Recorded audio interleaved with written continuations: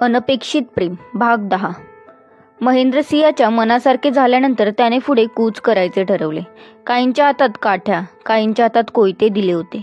प्रत्येकाच्या पाठीवर सॅक होती आणि त्यामध्ये कपडे आणि इतर महत्त्वाचे सामान होते. महेंद्रसिंहाने सगळ्यांना काही ना काही सूचना केल्या होत्या. महादू, माझे शिकारी जॅकेट पूर्ण भरलेले आहे ना? दादासाहेबांनी विचारले. वय सरकार, मी स्वतः समद भरलंय. निघूया तर. महेंद्रसिंहाने चालणे सुरू केले.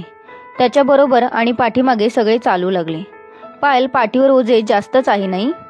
सोनल, उलट आपल्या दोघींकडे अगदी कमी सामान आहे. फक्त आपले कपडे, बिस्किट्स, ग्लुकोजची पावडर, ओडोमॉस आणि पाण्याची बाटली.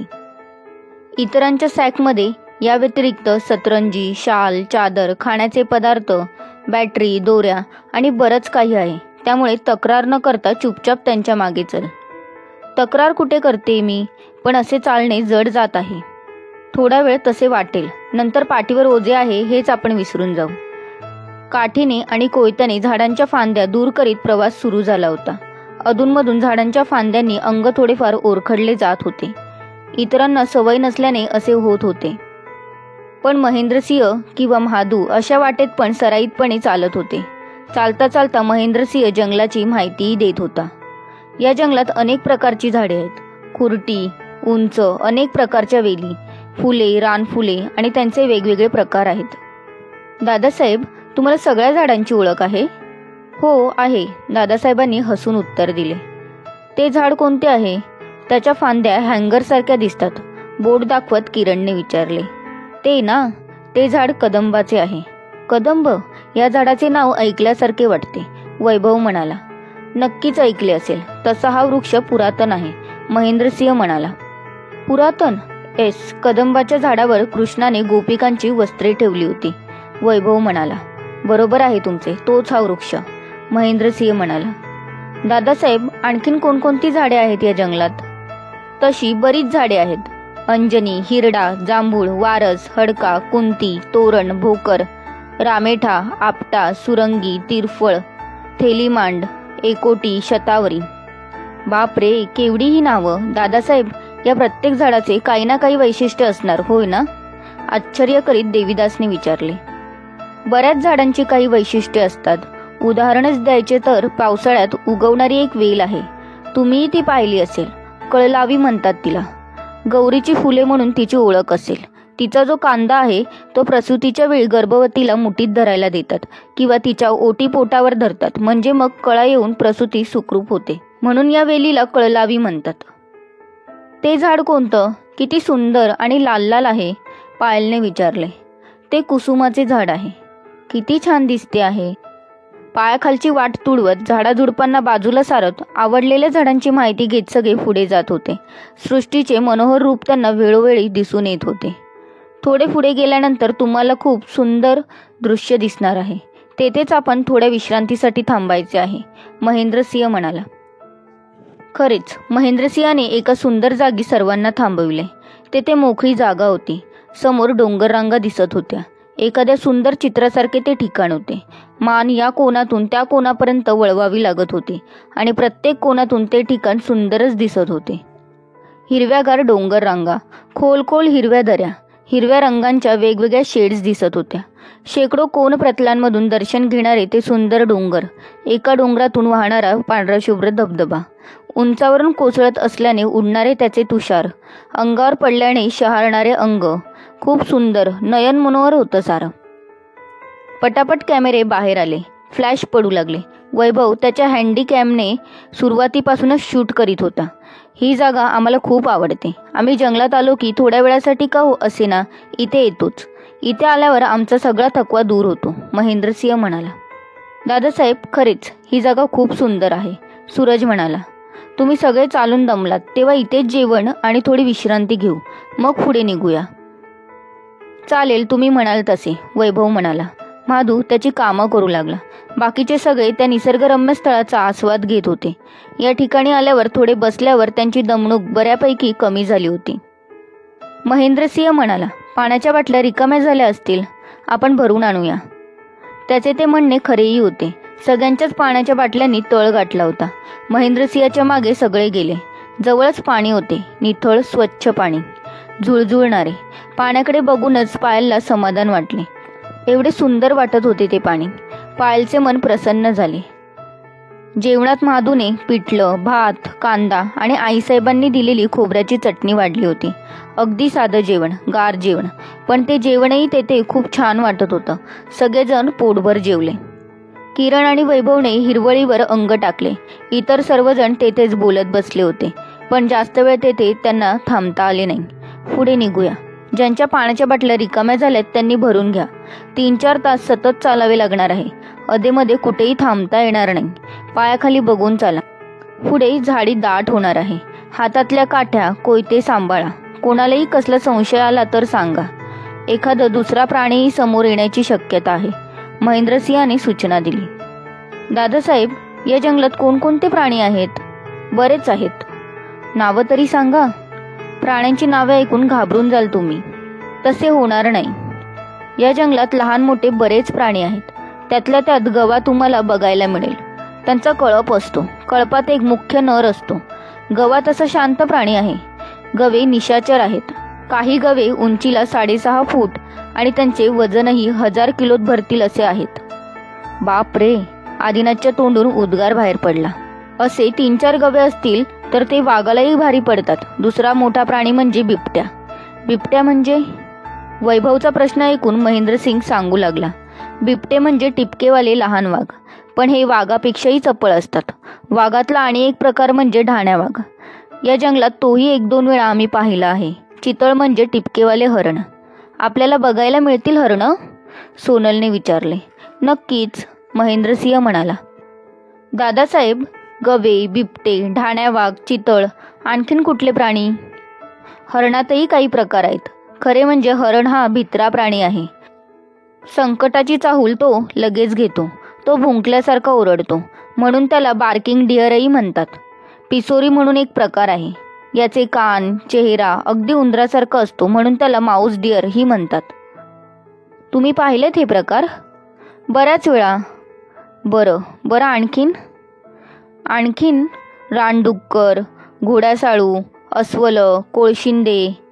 दादासाहेब, कोळशिंदे म्हणजे जंगली कुत्रा. नेहमीच्या कुत्र्यांपेक्षा हे जास्त केसाळ असतात. हे खूप चिवट असतात. कळपाने राहतात. पाठलाग करायला लागले तर मैलनमल करतात. आणि एक खवले मांजर आहे. मांजर म्हटल्यावर तुमच्या डोळ्यांसमोर नेहमीचे मांजर येईल, पण ते तसे नसते. दिसायला हा प्राणी घोरपडीसारखा, पण घोरपडीपेक्षा मोठा. 6 फूट भरेल एवढा मोठा. अंगावर मोठमोठी खवले असतात.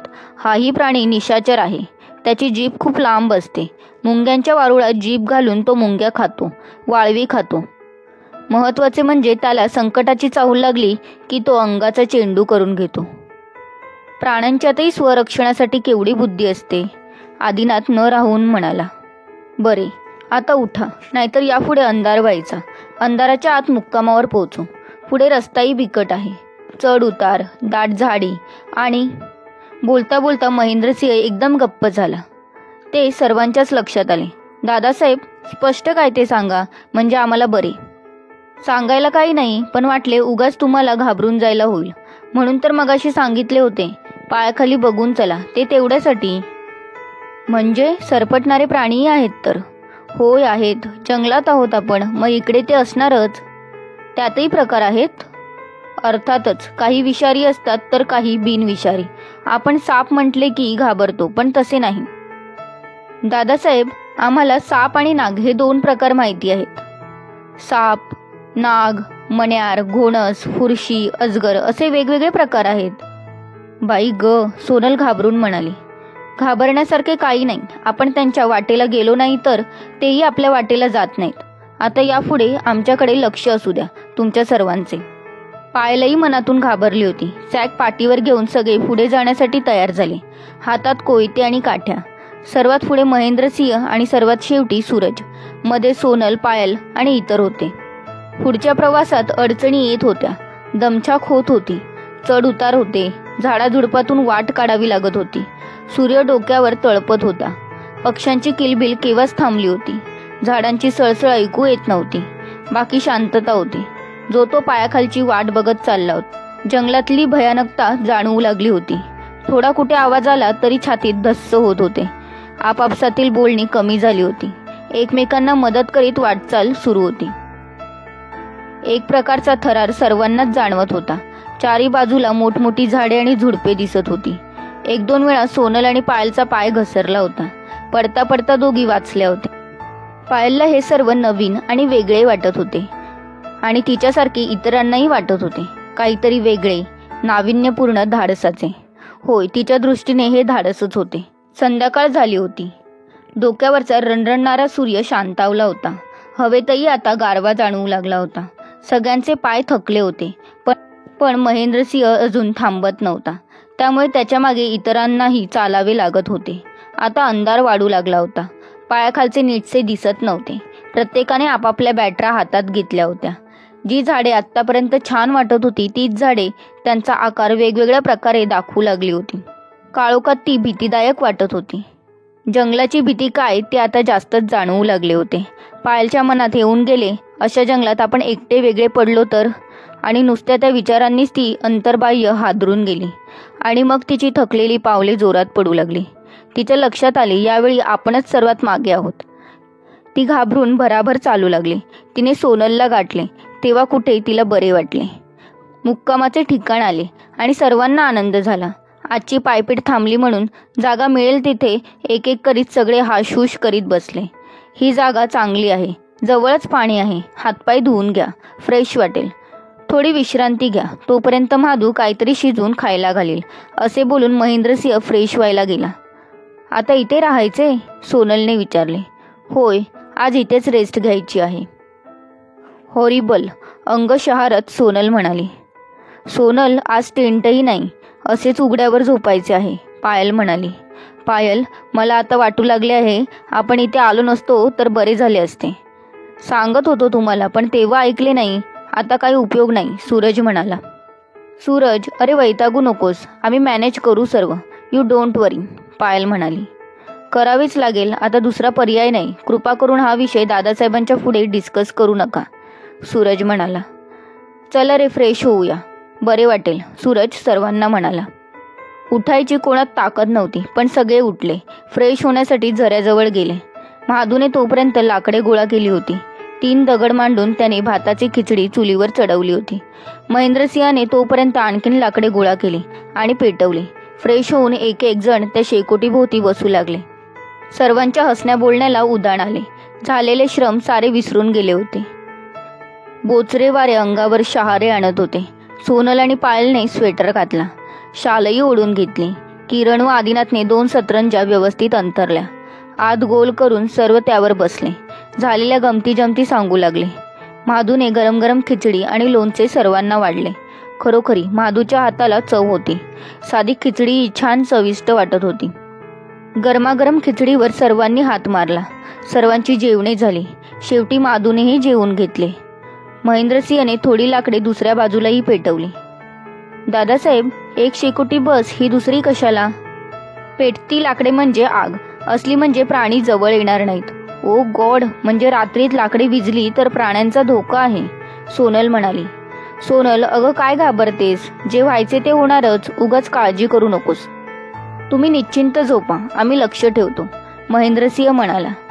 त्यावर माधू चटकन म्हणाला. सरकार, म्या जागतो, तुम्ही झोपा. माधू, तू आता झोप, 2-3 तासांनी आम्ही उठवतो तुला. जी सरकार. थोडा वेळ सगळेच हसत बोलत बसले. वर चांदण्यांनी भरलेले आकाश, चंद्राचे शुभ्र चांदणे, भन्नाट वारा, सळसळणारी पानं आणि भयान शांतता. हळूहळू साऱ्यांना झोपेने घेरले. सोनल आणि पायल मधोमध झोपल्या होत्या. त्यांना भीती वाटू नये म्हणून त्यांच्या बाजूने बाकीचे झोपले. महेंद्रसिंह जागता पहारा देत होता. त्याला तशी सवयही होती. 4 तास पहारा करून त्याने माधूला उठविले आणि स्वतः जमिनीवर अंग टाकले. श्रोतहो, या कथेचा पुढचा भाग पाहण्यासाठी खाली दिलेल्या लिंकवर क्लिक करा. इथे तुम्हाला पुढचा भाग मिळून जाईल. तसेच चॅनलवर नवीन असाल तर चॅनलला सबस्क्राईब करा आणि पुढील व्हिडिओचे नोटिफिकेशन त्वरित मिळण्यासाठी बेल बटन ऑन करा. कथा आवडली असल्यास लाईक, शेअर आणि कमेंट करा. तुमचा प्रतिसाद आमच्यासाठी खूप महत्त्वपूर्ण आहे.